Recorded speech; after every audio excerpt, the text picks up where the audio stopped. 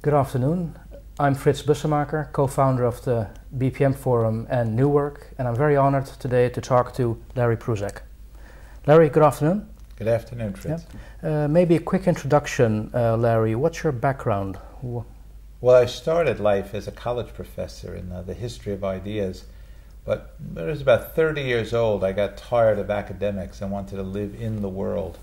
So I took a job at the Harvard Business School as a researcher and then became a management consultant and a researcher and have been doing that ever since. Okay, and what exactly do you research? What's your topic, your interest? Knowledge. Knowledge. How knowledge works in organizations and somewhat in countries. Okay, and how would you define knowledge? What definition do you go by? It's what knowledgeable people know. I'd say knowledge is rich, deep, contextual understanding and pattern recognition in individuals. Mm-hmm. In organizations, it's more of a social phenomenon. It's what practices and networks know. Mm-hmm. The knowledge that allows them to do certain things, the knowledge that allows them to learn. How would you obtain knowledge? As an individual? Or as an individual, as an organization, a group? Well, knowledge is an expensive thing to develop, both for individuals and groups, and you have to really allow time and expenditures, either in travel or in spending time or in studying at a university or some other place. It's expensive. If it was cheap, the whole world would look differently. But it's an expensive thing. You need to develop the processes and routines of expenditure and learning how to learn, absorbing knowledge. So if you look at the modern age where you see the new ways we are now working, we're looking at new workplaces, would you agree that it is beneficial that now we have a global village and information has become available? Yes, I would say that. I don't know if it's so much a global village unless the village is at war with itself. Mm-hmm. But certainly we're much more deeply connected to one another than ever before in the history of the world. Much more deeply interconnected. Mm-hmm. So that's certainly true. And I think there's much more information that flows around the world. But knowledge is still a local phenomenon. Okay. How would that tie to your own observation that working at home only allows you to learn how what your dog habits are? Because learning and knowledge are profoundly social activities. People do not learn by themselves. This is why e-learning is such nonsense. Mm-hmm. You learn with others. You learn by watching others, by interacting with others, by talking with others.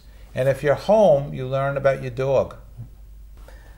So Larry, if you look at the way we now currently obtain knowledge, how important is technology to obtain knowledge these days? Well, I think actually the most important use of technology to obtain knowledge is to point to it. Mm-hmm. Rather than to capture it. If you have money to spend on knowledge processes, I'd spend it more on connectivity mm-hmm. than capture.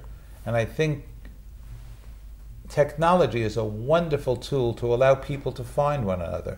I wouldn't be here if there wasn't technology. I would never have learned about all of you or come to this country.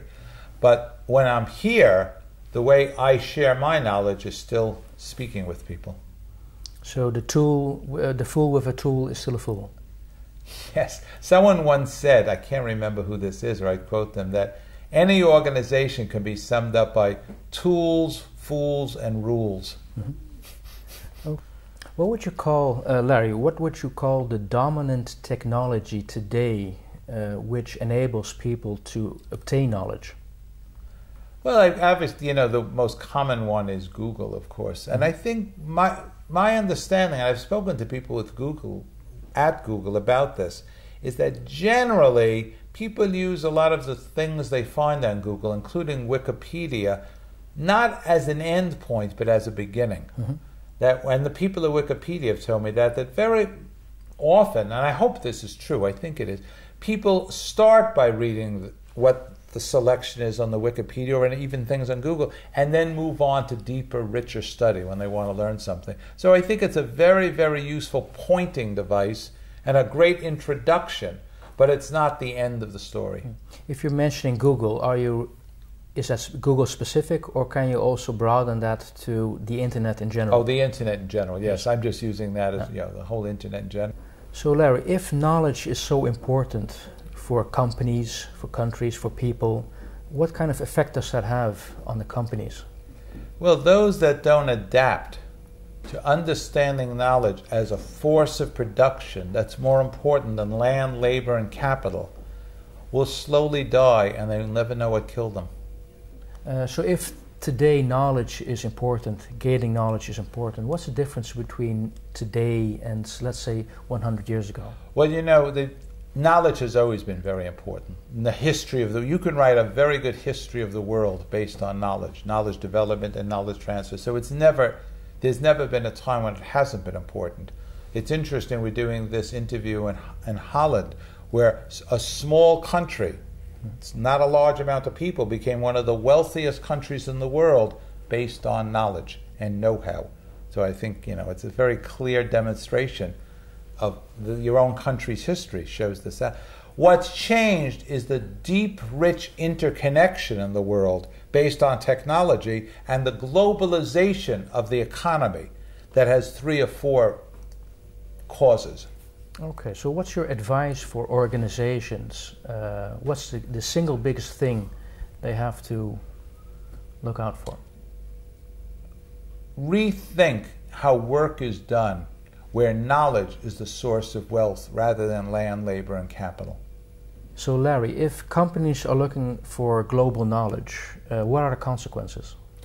Well, I think they have to really rethink in deep, rich ways how they globally source knowledge, how they retain knowledge, and how they transfer knowledge to their own activities throughout the world. We don't know a lot about this. This is a new world for organizations.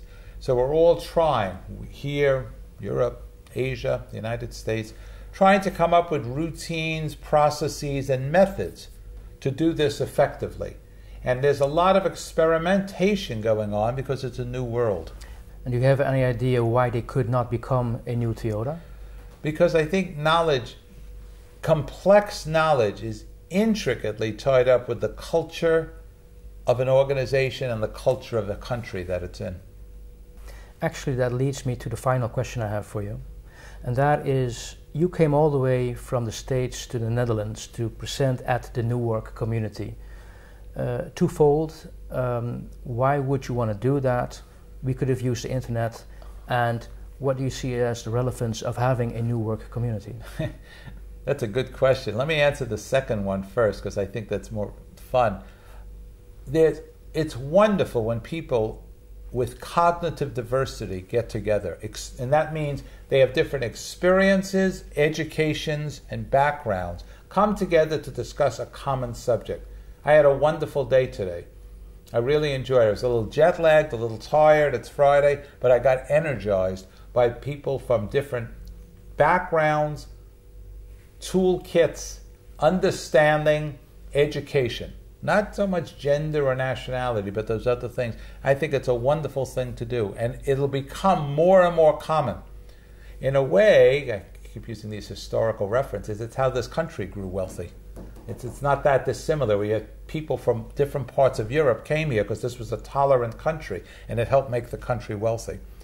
Your other question is pretty interesting. Why are the planes full? Mm-hmm. How come if we have such remarkably fine technology, and I've seen some great examples of video conferencing lately that were really lifelike, the planes are full. Whenever I get asked to do something that requires a plane ride, if I ask people, can I do this in another way? Can I go to, it's almost always no.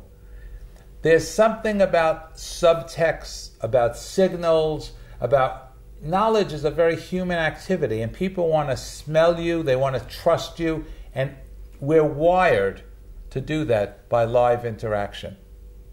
That's how I would answer that. Okay, so Larry, on that note, I want to thank you very much for coming over and sharing your information and knowledge with us here in the Netherlands. Thank you, Frits. It's been a pleasure.